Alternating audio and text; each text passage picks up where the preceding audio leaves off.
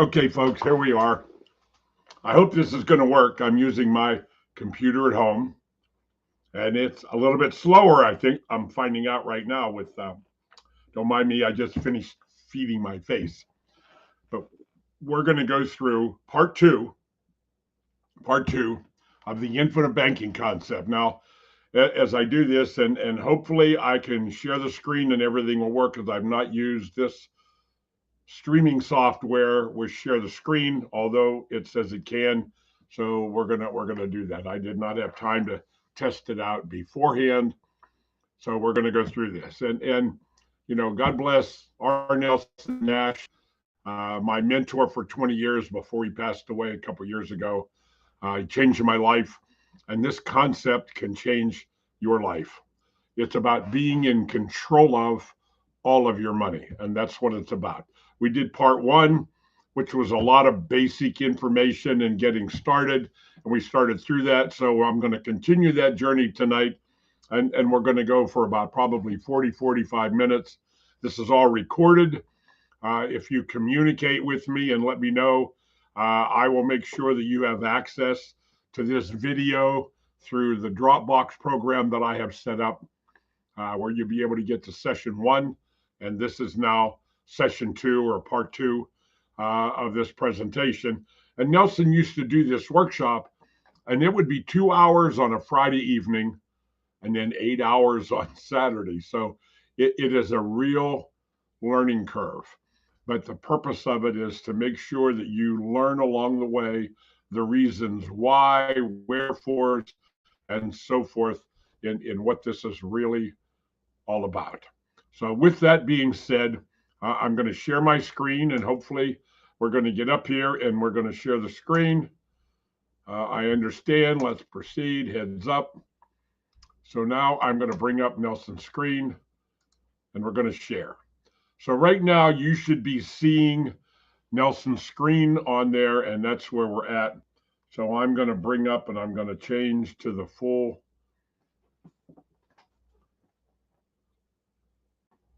Where is it going to change at? Is it going to change there or over here? Why is it not working? Okay, Tom.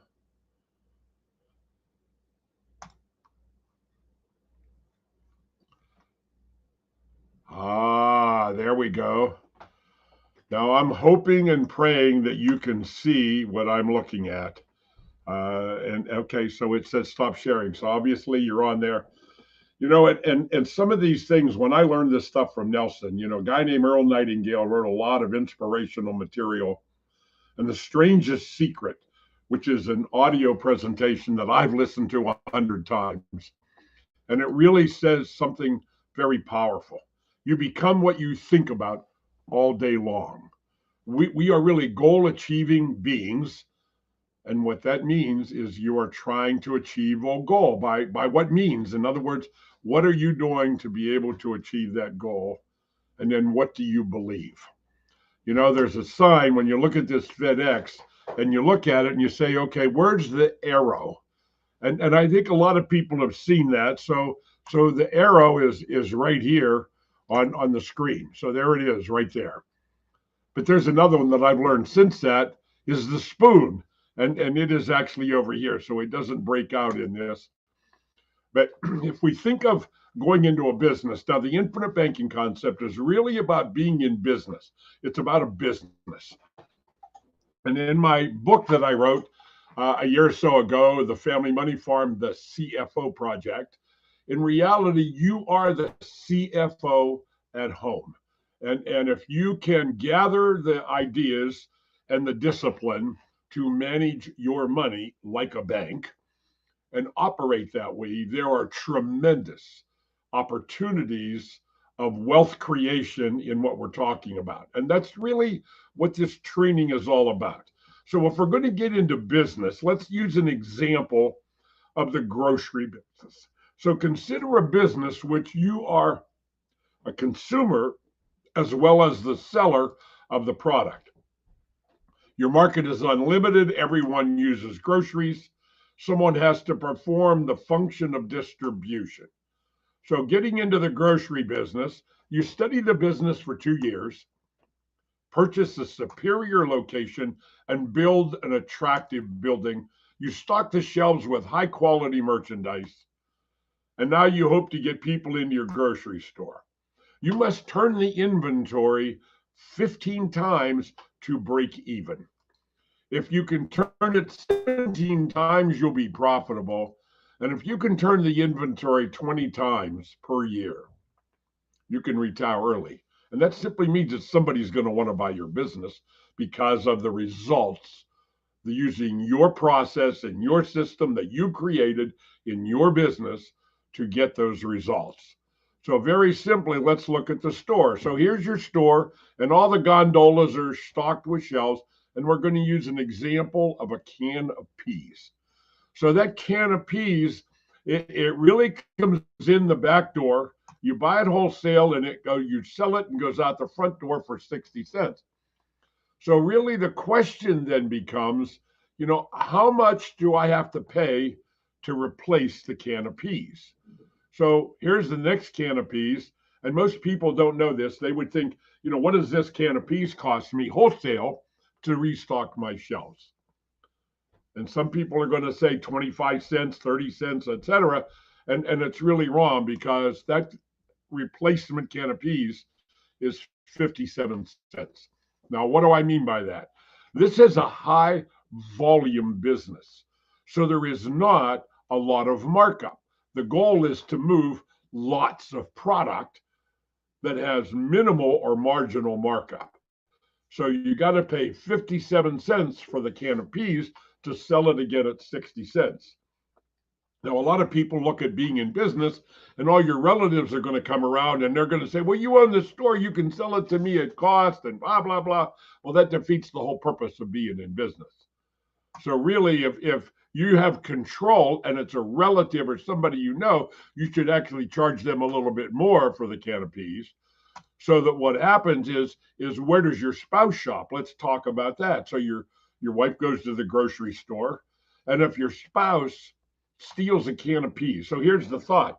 When your spouse goes to the store to get groceries and she fills her buggy, does she go out the front door through the register and pay for the groceries? Or does she go out the back door and technically steal the grocery? Oh, I own the store. I understand that. But what she did was she not only stole the profit, because now remember that can of peas that sold for 60 cents? You only make 3% profit. Sure, if she steals a can of peas, you got to sell 20 cans of peas to make up for what she took. So that's really where the challenge comes in. The other problem with this is the greatest retail theft in retail settings is by employees. So your wife filling a buggy and taking it out the back door, it leads the employees to believe, well, I can do the same darn thing. So I can fill the buggy and sneak it out the back door. The boss's wife does it, so why can't I do it? Family members or friends or captive customers, you charge them more. If you charge them wholesale price, you've defeated the purpose of your business. Why not charge them 62 cents for the peas? This will go directly to additional capital to buy more peas to sell to other customers. You get the idea? So I always like to tell some of Nelson's stories. And this is one of the stories. An 80-year-old woman was arrested for shoplifting. When she went before the judge and asked, what did you steal? She said, I stole a can of peaches. Well, the judge asked her, why did she steal them? And she replied that she was hungry. And the judge asked her how many peaches were in the can, and she replied there were 6. Well, the judge said, I will give you 6 days in jail for stealing the can of peaches. Now, before the judge could actually pronounce the punishment, the woman's husband spoke up, and the judge said, what is it? My husband said, she also stole a can of peas. If you understand the grocery store, banking is very simple. So the problem is what's going on in households. The pattern of spending in America, and these are from Bureau of Labor and Statistics, average autos cost 20% of the household spending. Housing, 30% of household spending. Living expenses is 40%. So now we're at 90%. And if people save 10% of their income, which in general they do not, and I'll talk about that in a minute, but the problem is the interest that we pay to use other people's money. So on average, people spend 34 and a half cents for interest. So this is really the big problem. So if I'm only saving 10% and I'm spending 34 and a half cents on interest, I'm losing. So here's the pattern. Now this is a little older, it's back 2012, and I'll bring you up to date. In 2020, when the pandemic hit in America, the savings rate skyrocketed to as much as 16 to 18%. Now, why was that? Number one, people were afraid. Number two, they couldn't go anywhere because the pandemic locked everybody down. Now, the last statistic that I saw, we're in 2022 right now. The last statistic I had was from 16, 18%. It is now driven all the way back down to 5 or 6% average savings rate. And the average in the past was 3 to 5% was the average household savings. That has to change. So the problem is in your budget, all items are financed either by credit cards or bank loans. The balance is financed by paying cash, thus giving up the interest you could have earned on the money. And if there was a secret that I can share with you, and that is referred to as opportunity cost. Problem is that these items are financed by other banking organizations. This means the interest portion of every dollar spent is perpetual. So the volume of interest is the real issue here, not the annual percentage rate. Everybody gets focused on the annual percentage rate, not the volume of interest that we pay. So let's take that to another analogy. So Nelson was a pilot, and he always talked about that, and this was one of his examples. So if you catch the drift of this, if I'm in an airplane and I'm going to fly from Birmingham to Chicago, my plane flies at 100 miles an hour. However, we live in an atmosphere. If there was no atmosphere, the plane wouldn't fly. So now I look at that and I look at the atmosphere and how it spins around. So if I'm going to make this trip to Chicago and there is a 345 mile an hour headwind, my plane flies at 100 mile an hour, I have a headwind of 345 mile an hour. Where am I going? I'm actually going to end up probably in Miami. I'm not going to move any ground forward. Now, the air mass moves forward, and now we're back in the middle again, and I can zip right across at my 100 mile an hour. And there it is. So let's go to the other side of the equation. And now we're going to slide over, and now we got the wind at our back end. So now we have, instead of a headwind, we have a tailwind. So if I have a tailwind of 345 mile an hour, my plane flies at 100 mile an hour.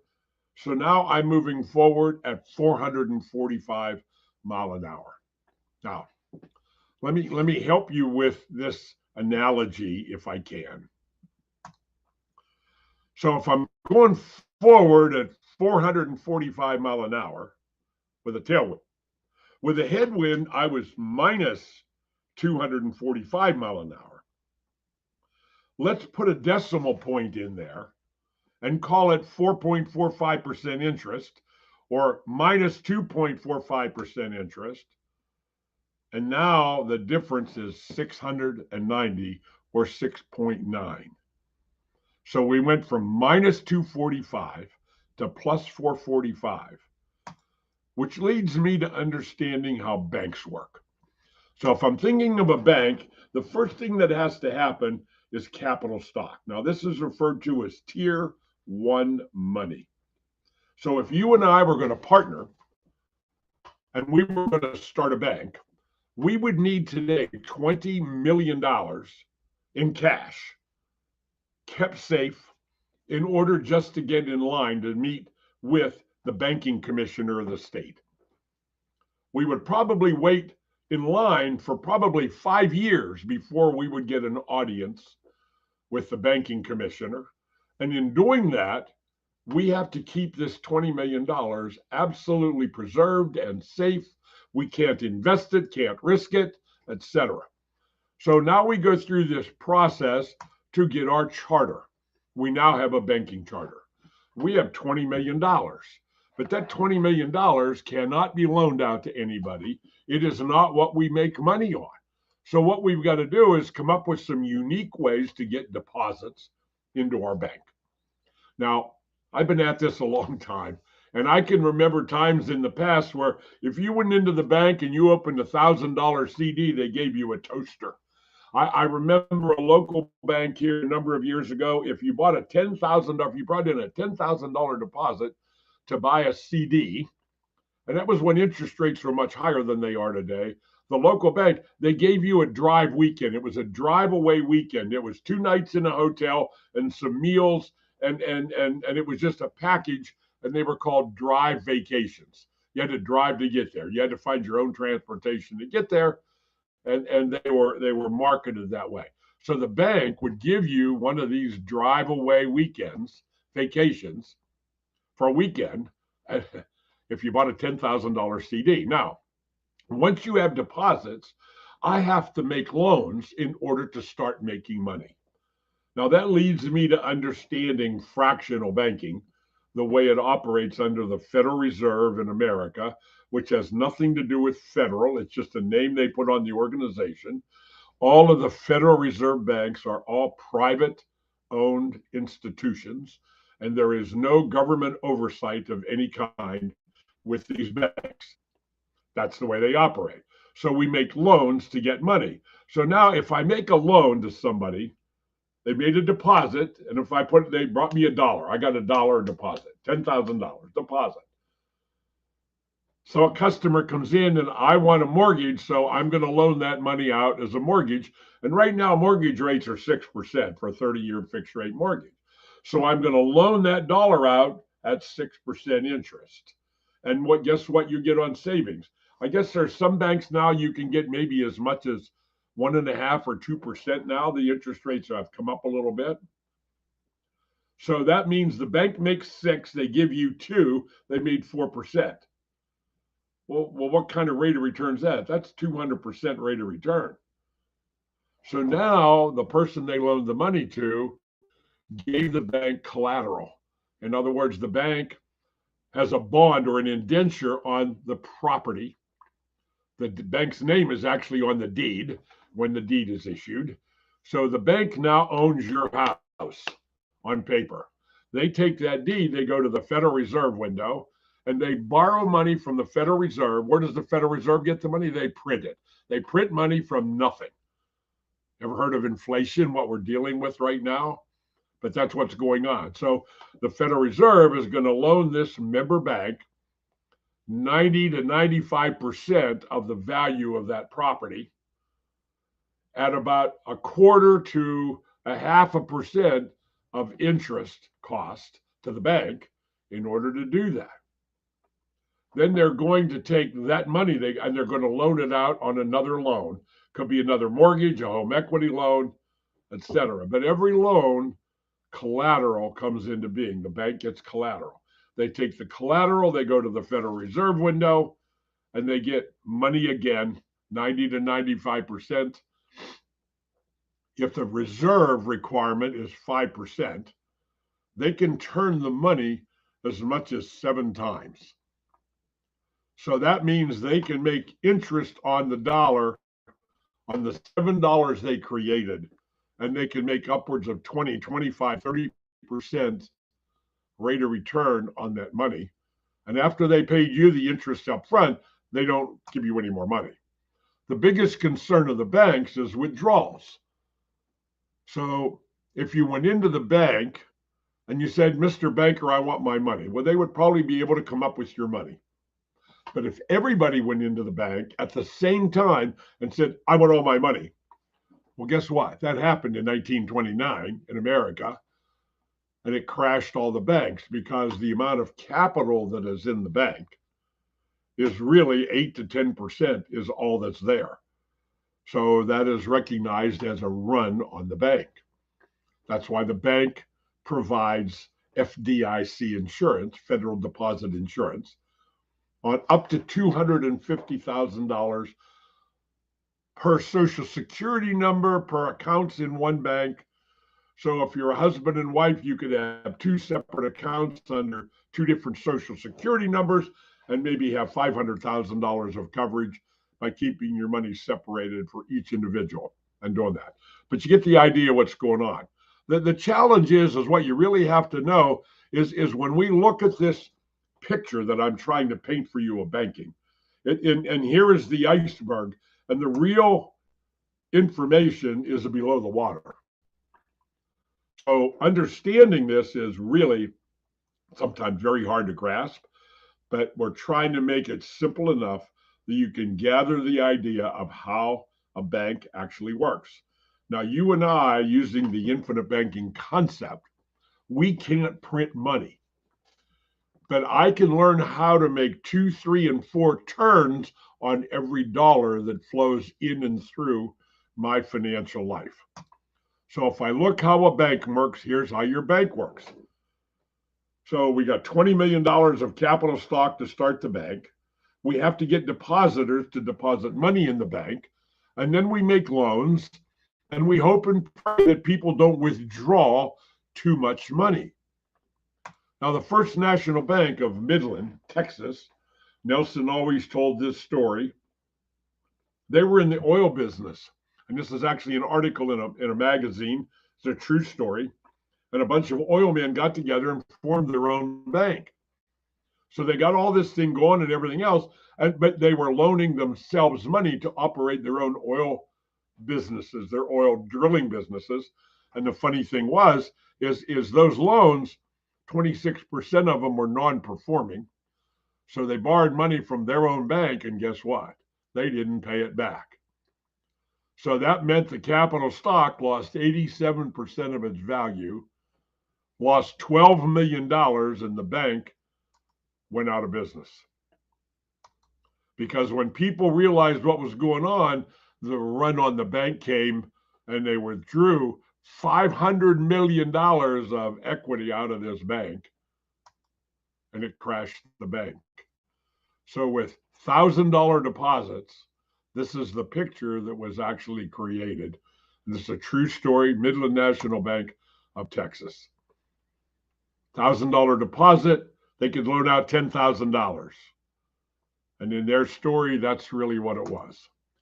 In the modern banking system, manufactures money out of nothing. The process, perhaps most astounding sleight of hand that was ever invented.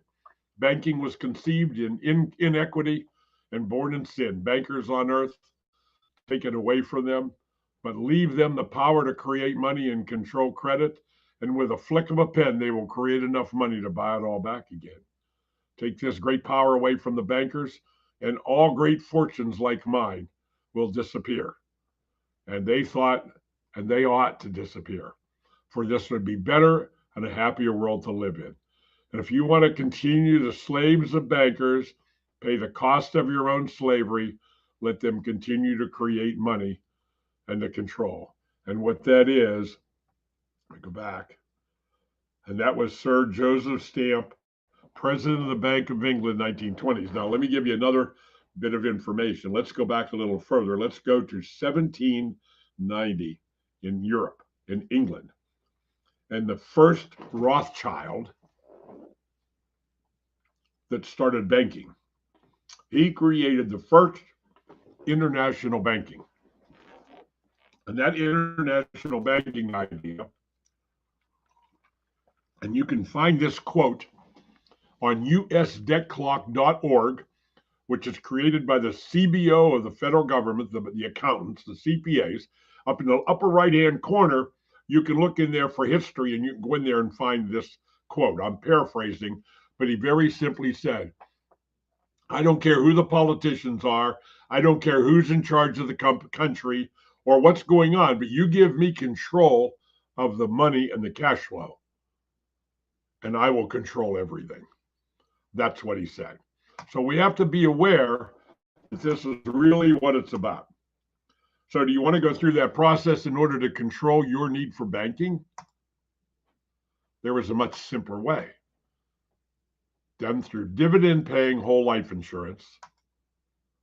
So consider the purchase of a life insurance policy as a new business startup. Now, I'm going to add some things here that I think are very important. When I talk about life insurance, sometimes people they block their site. Oh, turn it off. I don't want to hear it. But let me give you the skinny on this, okay? In America today, 2022, there's about 800 to 850 or so life insurance companies that sell some kind of life insurance. Out of all those companies, less than 1% of them are dividend paying whole life insurance companies. They are mutual dividend paying companies. Now, what do I mean by that? They are owned now that 99% plus of insurance companies are all corporations that have stockholders. So their allegiance for profit is to the stockholders of each of those companies. There are some of those companies that have just been created in the last 20, 30, 40 years. So they're new companies, comparatively speaking. The less than 1% of the dividend paying mutual insurance companies, they have all been around more than 100 years. Isn't that interesting? Who would want to create a dividend paying mutual company today? You have to raise capital to start, so you can't own it. So how do you raise capital? So there aren't going to be any new mutual dividend paying insurance companies. In my mind, there is only 5, 6, 8 or so of these type of companies. And even out of that, not all of them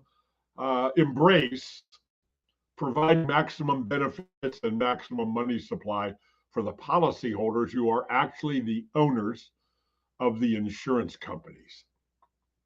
So just be aware that when I talk about life insurance and life insurance companies, I'm not talking about life insurance the way that you might know it. I'm talking about dividend paying mutual life insurance companies. And out of 800 plus companies, I'm only talking about a dozen or so insurance companies that might fall into this category today and support full benefits and money supply to their policyholders. So what do you think your chance of finding this out is? So let's get a basic understanding. Number one, you finance everything you buy. The insurance companies have an advantage. They have actuarial data. Now, what is actuarial data? An actuary in an insurance company develops 1,000-column spreadsheets for probabilities of how many people are going to die. They look at millions of lives in a group. And out of that group, they study how many got sick, how many died, blah, blah, blah. So they come up with some very, very, very accurate data on how many people are going to die. It would be scary if they knew who was going to die. That would really be scary. But in reality, they can come down to a fraction of a person how many are going to die at a given time or in a given year. That is the basis for developing the premium or the cost for the life insurance. Now, in addition to that, when you have a life insurance policy, there are 3 main expenses come out of that policy up front. Number one is the cost of issuing the policy. The paramedic service, if there's a medical, the home office people got to get paid. So all of the people that run the insurance company. The next thing is early death claims. And I've had several of those. The biggest one I had was about 3-4 years ago. It was one of my biggest clients. They were business people, and the husband and wife out on an afternoon drive on a motorcycle, and some young 17-year-old young lady unfortunately pulled out right in front of them, and they were doing 50 miles an hour and hit her broadside. They were both killed instantly in the accident. Their insurance policy was less than 3 years old, but it paid $5 million in death benefit. Their annual premium was about $42,000 a year. So where did all that money come from? So three expenses: operation of the company, early death claims, and I get paid out of that money. Now that doesn't come out of your money. Your money is what it's going to be in the money illustrated in the policy. I get paid out of the earnings or the spread of the insurance company. So my commissions don't come straight from you. It comes from the insurance company. Now we add the rate making process, which is what I'm kind of talking about right now, where they have to figure out how much the operation of the company is, et cetera, and all of those things that go into it. Now we need a lawyer to create a binding legal document, and an insurance policy is a unilateral contract. All of the obligation is on the insurance company. Your only obligation is to pay the premium. And from there, it's the distribution, whether it's the distribution of cash value, being able to borrow and leverage the policy, et cetera. So the banking process, banking is a process, not a product. So what I mean by that is we pay premiums to the insurance company for this whole life insurance policy, and that money goes into their portfolio or a pool of money. Now, the insurance company takes that money and they have to make money on it, so they're going to invest it. And one place they invest money is they loan money in joint ventures, real estate buildings, shopping centers sometimes, and that type of thing. And then they get repayments, so it's a rate of return. Then they also loan money out in mortgages, and they get repayments, so the payments come back, so it's cash flow. And then they can make loans to policyholders that repay. So that's the process so far. Now, if we look at the obligation, you and I as policyholders have the first dibs. They can't tell us, I'm not going to loan you the money, because we have access to the money. We get first choice. Out of that pool of money, death claims are paid. Out of that money, expense operations of the company are paid. And from that come dividends. Now, what are dividends? In a dividend-paying mutual life insurance company, they are required by law, by tax law, by federal law of operating the company, that at the end of the year, after they calculate the death claims, the operating expenses, which would include any commissions they paid to an agent, the surplus or the money left over, other than what they might put into a contingency fund for emergencies, they work like engineers. There's always no example, the pandemic. The insurance companies in the year 2020, by the end of the year, said that death claims experience was up by 40%. But realistically, the insurance companies didn't have to go out and look for more money, because the actuaries, the people that run the operations internally, the actuarial, the money, the death claims, they have surplus funds that they have set up just to account for the kind of an emergency that pandemic would have created at that period of time. So you get the idea. So it's a process. So then after all of the expenses are paid, then dividends are paid back to you and I, the policyholders. And the dividends are paid back in the tax law tax-free, because they are, under the tax code, a return of premium in a dividend-paying mutual company, because it's operating for our benefit to provide the maximum money supply and the maximum benefits for you and I, the policyholders.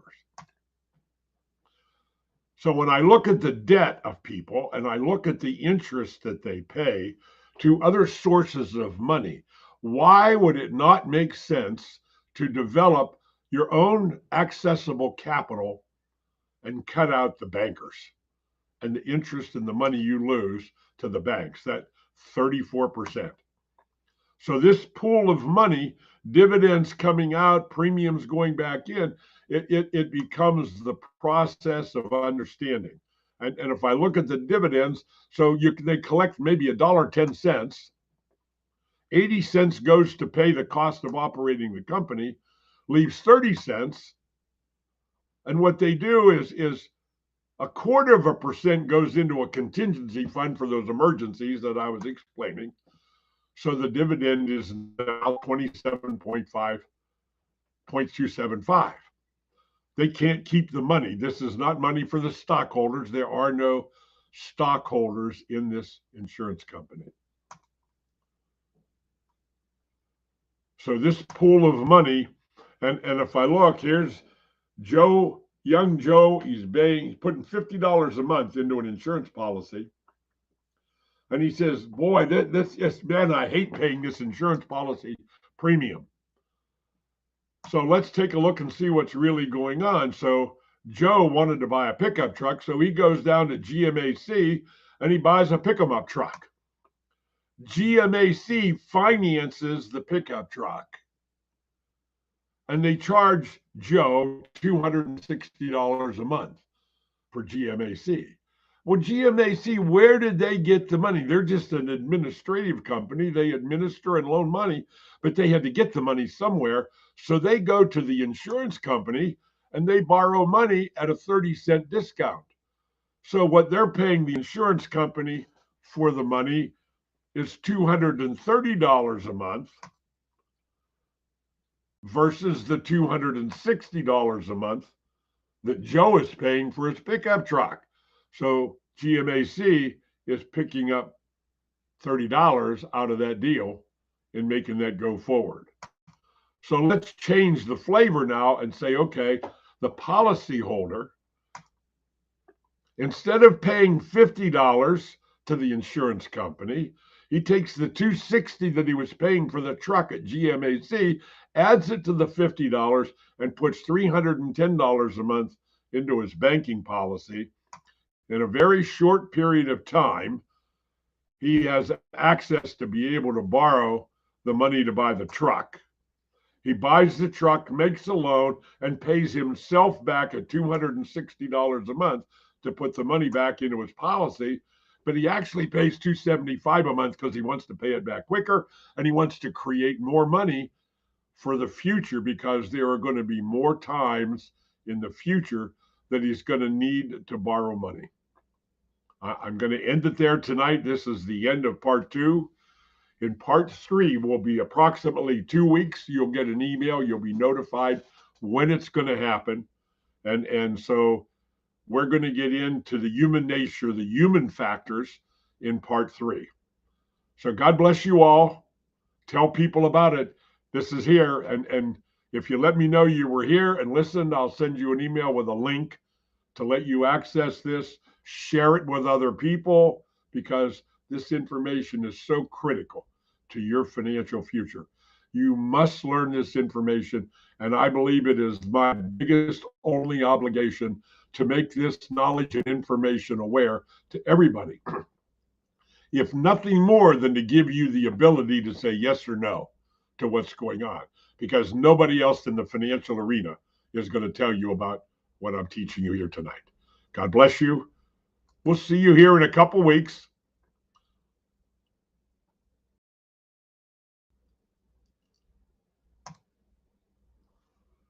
Oh, it worked. It worked. It worked. So anyway, God bless my friends. We'll see you again in a couple of weeks.